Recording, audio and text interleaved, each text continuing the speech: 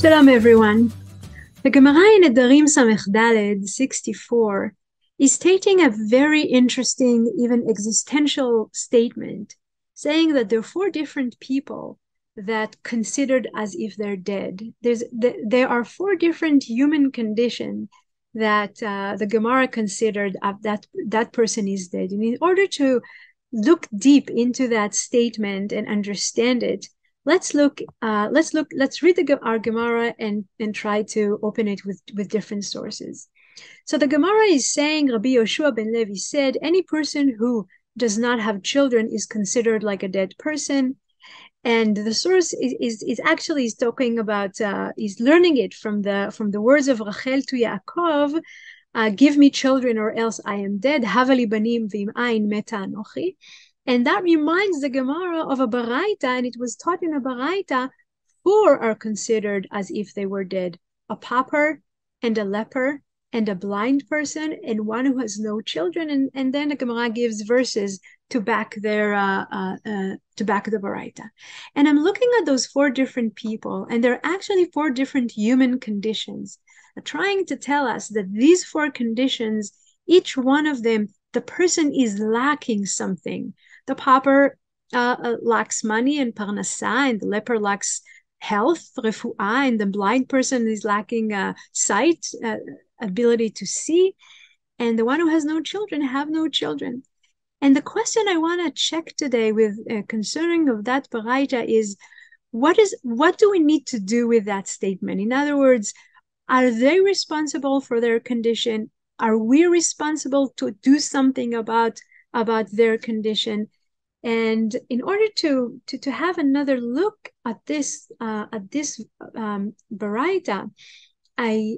if we look at the Gemara in Avodah Zarah, there's a similar quote there, but the Gemara in Avodah Zarah adds a sentence, and the Gemara there says, and according to the first Tana, well, it isn't written yet.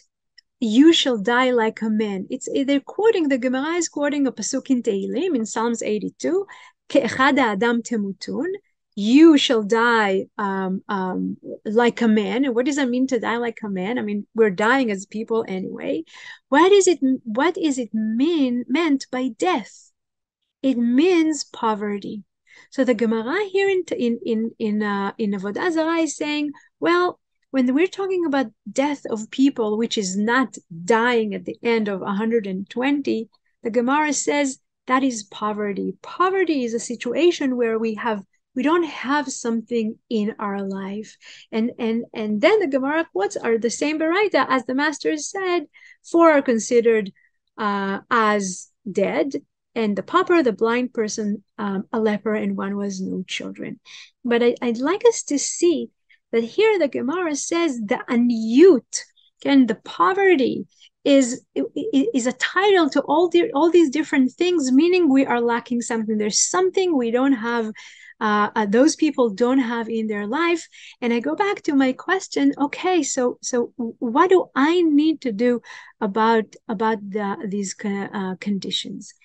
And the Chacham, the sage, or the philosopher of Kohelet, is saying the following, and it's a famous pasuk by Kohelet saying, Tov lalechet el beit evel milechet el beit mishteh. It is better to go to a house of mourning than of a house of feasting, for that is the end of every man, and a living one should take it to heart. Okay? And a living one should take it to heart. Hachai yiten alibo. In other words, the philosophy of the Chacham, of the sage here, is that because each and every one of us know that eventually we're going to die, it's really good to pay attention to how we live and what we do during our life. A living one should take in heart, reminding by going to the mourning house that this is going to happen to everyone.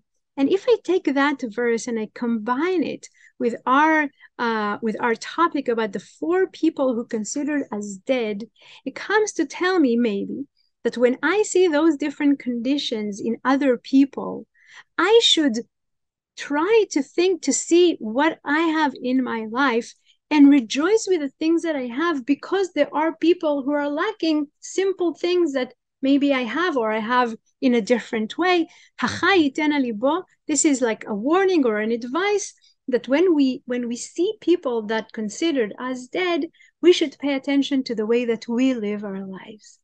But this is not enough, I believe, and I was looking for something else considering that statement, and the one who brings us to look at this phrase from a different point of view is Rabbi Levi Yitzchak Miberdichev, the great known Hasidic Rebbe who is always saying good things about the people of Israel, and he has a commentary on the Bible, on the Tanakh, Kedushat Levi, and there Rabbi Levi is saying when the Torah refers to her life, this is about the passage of Parashat Chayei Sarah.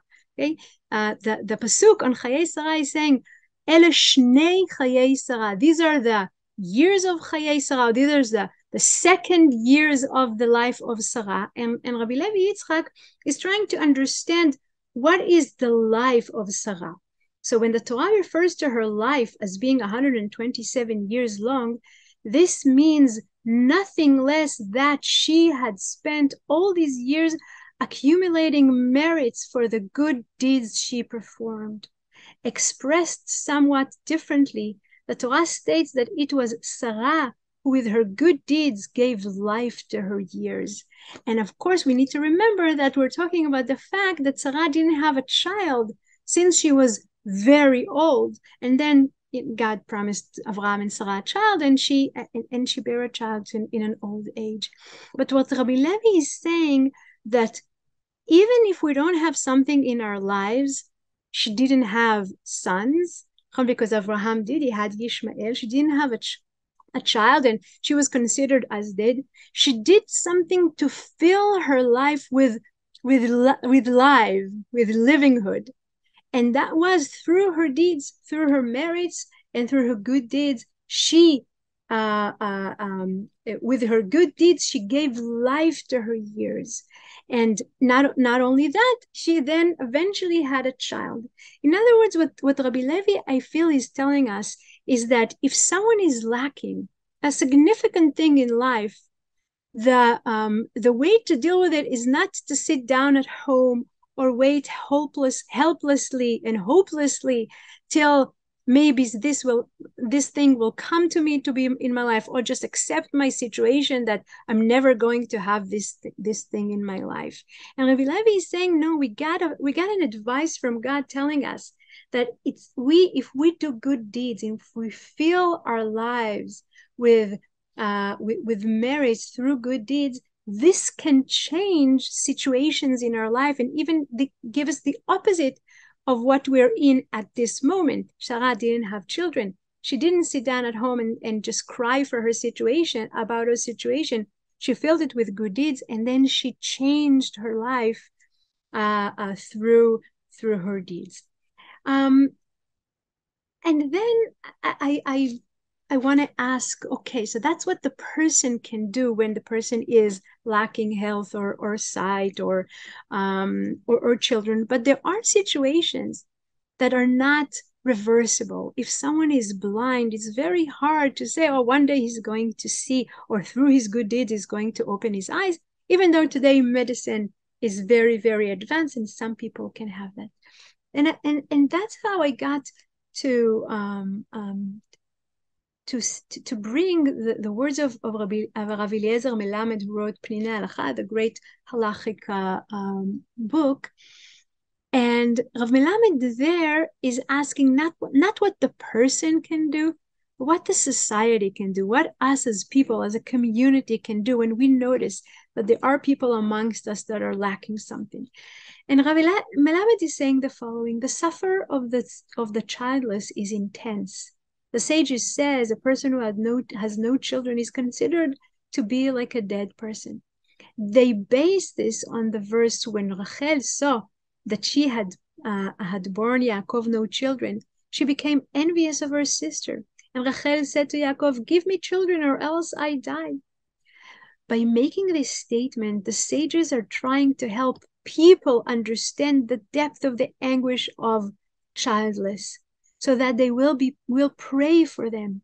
Even couples who already have children but no longer but long have to have more can become despondent, especially when they live in a community where large families are the norm. So I'm looking at what Rav Melamed is saying, and I find it very deep and beautiful. And I would like to use that to talk about the 4 different categories. In other words, when we notice that someone close to us or someone in a community, or even if it's a further away from us, but we see that someone is lacking something, we should pay attention to that. We need to be open to their pain and pray for them for whatever that they don't need, even if it's hard to believe that something can change. Our duty as a community is to pay attention to people who lack fundamental things, important things, crucial things, deep things, and pray for them through paying attention to their anguish, to their sorrow. And before we end, I'd like to mention one more commentary, which is not in English, so I'll just tell you by heart. And I'll just have you see the Gemara in front of your eyes. If you remember, most of the commentators focused on the fact that people who don't have children considered as if they're dead, and the example is Rachel.